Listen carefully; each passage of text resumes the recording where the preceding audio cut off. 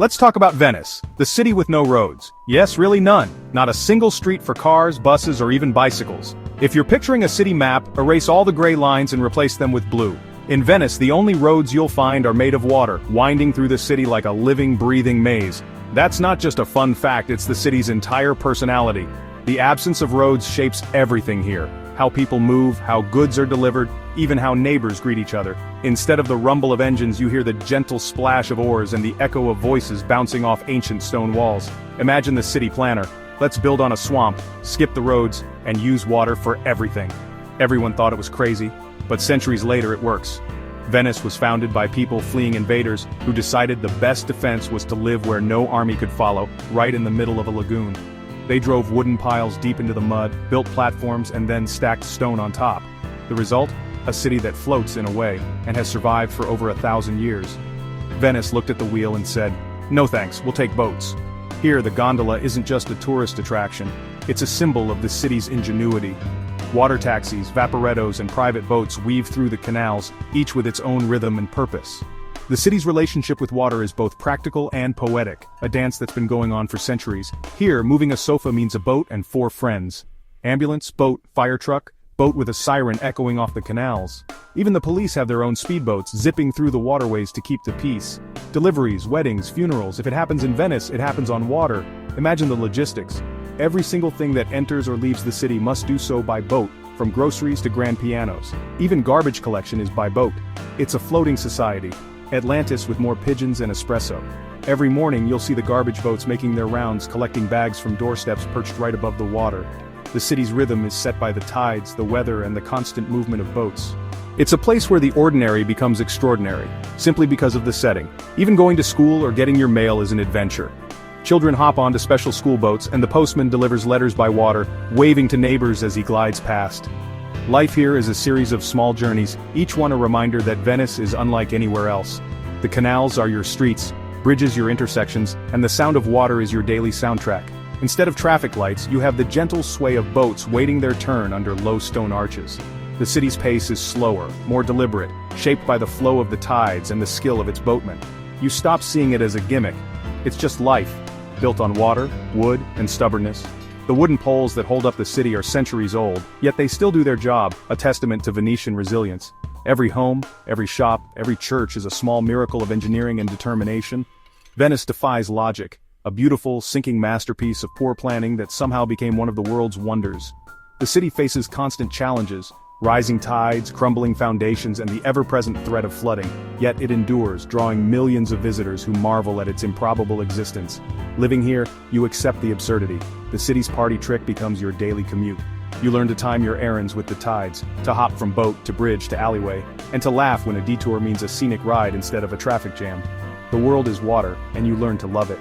The reflections of palaces shimmer on the surface, and every sunset paints the canals gold. Life here is a little slower, a little stranger, and a lot more beautiful. It's a place where the impossible is normal, where ancient buildings lean at odd angles and every corner reveals a new secret. Venice is a city that shouldn't exist but does, against all odds. And yes, your public transport is still more complicated than anywhere else. Welcome to Venice, where getting lost is part of the adventure and every journey is a voyage. The Venetian commute? It's chaos. On water. Imagine your morning rush hour, but instead of honking cars and screeching brakes, you're surrounded by the gentle slap of waves and the low hum of engines echoing off ancient stone. The city wakes up not to the sound of traffic, but to the chime of church bells and the distant call of a gondolier. The Vaporetto is your floating city bus, packed with tourists, locals, and students. It's a melting pot of languages and lives all crammed together on a boat that rocks gently as it glides past centuries-old palazzos. You'll see school kids with backpacks, grandmothers with shopping bags, and travelers clutching guidebooks, all sharing the same ride. Rush hour means squeezing past selfie sticks and groceries hoping for a glimpse of a palace instead of someone's armpit. The air is thick with the scent of espresso and the salty tang of the lagoon. Sometimes you're pressed so close to strangers that you can't help but overhear snippets of their lives, plans for the day, a grandmother's recipe, a student's exam worries. But even on the worst day, your commute is a postcard, gondoliers singing, sun glinting off the Grand Canal. The city's beauty is impossible to ignore, even when you're running late. Every turn of the canal offers a new view, a crumbling facade, a flower-filled balcony, a flash of gold from a church dome. Don't want the water bus? Walk. But walking in Venice is a workout. Over 400 bridges, endless stairs, and winding alleys. Each step is a mini adventure as you dodge rolling suitcases and delivery carts and navigate the maze of narrow streets that twist and turn with no logic at all. Your legs will burn, but your eyes will feast. Forget the gym. Venetians just buy milk. Every errand is a cardio session, every grocery run a test of balance and endurance.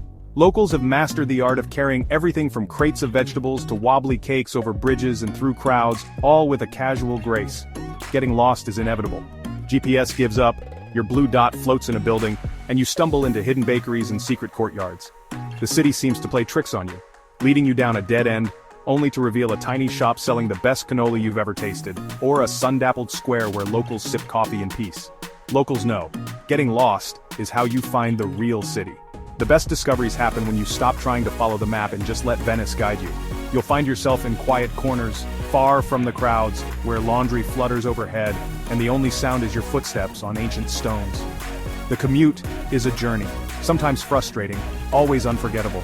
Whether you're gliding down the Grand Canal or winding through shadowy alleys, every day brings a new story. You might get caught in a sudden rainstorm, or pause to watch a wedding party float by in a decorated boat. Every day you're reminded, you live somewhere extraordinary. The city's beauty is relentless, from the soft morning mist to the golden glow of sunset. Even the most ordinary moments, waiting for a vaporetto, crossing a bridge, feel touched by magic. Venice makes even running errands an adventure. Picking up bread means crossing a canal, dodging a parade of tourists, and maybe stopping for a quick espresso at a bar you've never noticed before. The city turns the mundane into the memorable. Here the journey is the destination. Every route, no matter how routine, is a chance to see something new. A hidden fresco, a playful cat, a reflection that takes your breath away. And you'll never take a straight path again. In Venice, the detour is the point, and every wrong turn is a story waiting to happen. Grocery shopping in Venice? It's an Olympic event. No giant supermarkets, just tiny shops and the bustling Rialto market. You pull a little trolley over cobblestones and bridges, buying only what you can carry. Bulk buying? Forget it. Try hauling a 24-pack of toilet paper over 3 bridges. Shopping is social. You chat with vendors, get recipes, and build relationships. It's slow, personal, and wonderfully inefficient. Getting your groceries home is the final challenge, navigating crowds, bridges, and stairs. By the time you reach your kitchen, you've earned your dinner. Every meal feels like a small victory. In Venice, even the simplest tasks are an adventure. And that's part of the magic. In most cities, a rainy day means grabbing an umbrella or dodging puddles. But in Venice, the arrival of acqua alta, literally high water, transforms the city in a way that's almost surreal. Here, the problem isn't traffic jams or crowded sidewalks. Instead, the streets themselves vanish beneath shimmering water, and your living room can suddenly become a swimming pool. It's a phenomenon that Venetians have learned to anticipate but never quite get used to. When the siren sounds its eerie warning, everyone knows what's coming. Locals and shopkeepers spring into action, pulling on knee-high rubber boots, sometimes in bright colors, sometimes patched from years of use. The city quickly transforms as workers assemble elevated wooden walkways, creating makeshift bridges above the rising tide. It's a routine that's become second nature, a dance with the water that everyone knows by heart. For tourists, it's an adventure, an unexpected chance to wade through centuries-old streets, snapping photos and laughing as they splash around. But for Venetians, it's just another day. They navigate the flooded alleys with practiced ease, balancing groceries and umbrellas, determined not to let the water disrupt their routines. Life goes on, even when the city is ankle-deep in the lagoon. Yet beneath the surface, acqua alta is no laughing matter. The salt water seeps into ancient brickwork, eroding the foundations of buildings that have stood for centuries. Shops are forced to close as water pours in, damaging goods and leaving behind a crust of salt. In homes, the water creeps under doors and up staircases, threatening family heirlooms and memories. Shopkeepers rush to install metal flood barriers, hoping to keep the worst at bay. On the ground floors, residents scramble to move furniture and valuables upstairs, sometimes with the help of neighbors. It's a community effort, a shared struggle that brings people together even as the water rises. Living in Venice means waging a constant, strange battle with the sea. The lagoon is both protector and adversary, shaping daily life and threatening it at the same time. Every high tide is a reminder of the city's delicate balance and the resilience of those who call it home. And yet, there's a haunting beauty in these moments. When St. Mark's Square floods, the water turns the piazza into a giant mirror, perfectly reflecting the basilica and the ever-changing sky. It's a sight that stops both locals and visitors in their tracks, a fleeting work of art created by nature and time. The city grows quiet, its usual sounds muffled by the water, footsteps echo differently, and the air feels heavy with history.